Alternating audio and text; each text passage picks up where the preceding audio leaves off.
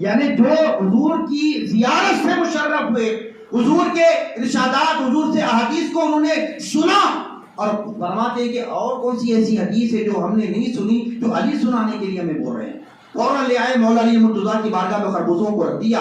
اس کے بعد فرمایا علی آپ نے کہا تھا کہ جلد بدل کے لاؤ، پھیر کے لاؤ، ہم لے آئے ہیں، آپ رسول اکرم جی کے فرمان کو سنانے والے تھے، سنائیے، ہم فرمان سننے کے لیے بیٹھے۔ تو حضرت مولا علی نے فرمایا کہ حضور نے ارشاد فرمایا اے علی، اللہ نے تیری محبت کا عہد و وعدہ ہر ایک سے لیا۔ انسان تو انسان اللہ نے شجر سے بھی، حجر سے بھی، بول بوٹوں سے، پتوں سے، درختوں سے لیا۔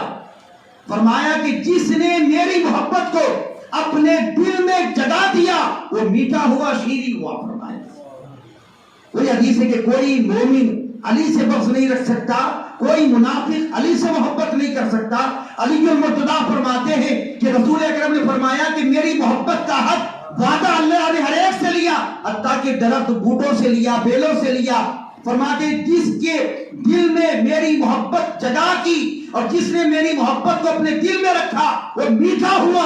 آگے مولا علی المرتضیٰ فرماتے شاید یہ جو کڑوا خربوزہ اس درخت سے، اس بیل سے ٹوٹا ہے جس کے دل میں میری محبت نہیں ہوگی۔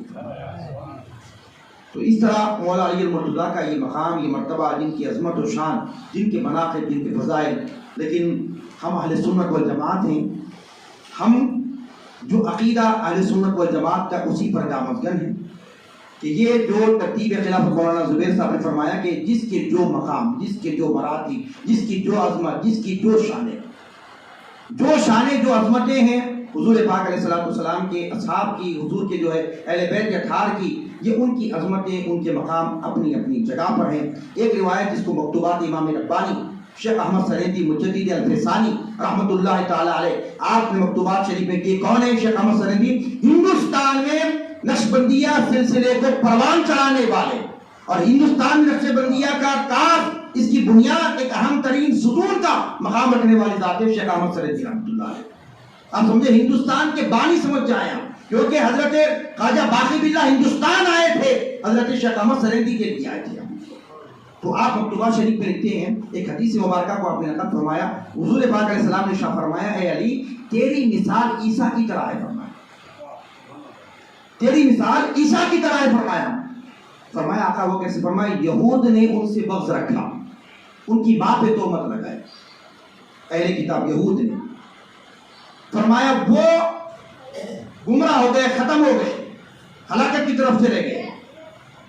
اور فرمایا نصرانی ان سے محبت کی اور ان کو جو ہے خدا کا بیٹا کہا۔ فرمایا تو حضرت مولا علی المرتضیٰ فرماتے ہیں اسی وجہ سے میری ذات کے متعلق دو لوگ ہلاکت میں پڑ جائے گی۔ فرمایا یہ کون؟ شیخ احمد سریندی مجدد الفسانی نے ایک پیمانہ دیا ہمیں مولا علی المرتضیٰ کے فرمان سے۔ فرمایا مولا علی نے کہا ایک گروہ میری محبت میں غلو کرے گا، حد سے زیادہ بڑھا دے گا، میری محبت میں بڑھ جائے گا، اور وہ میرے لیے ثابت کرے گا جو مجھ میں نہیں ہے، اور ایک گروہ وہ ہوگا جو میری تلخیص کرے گا۔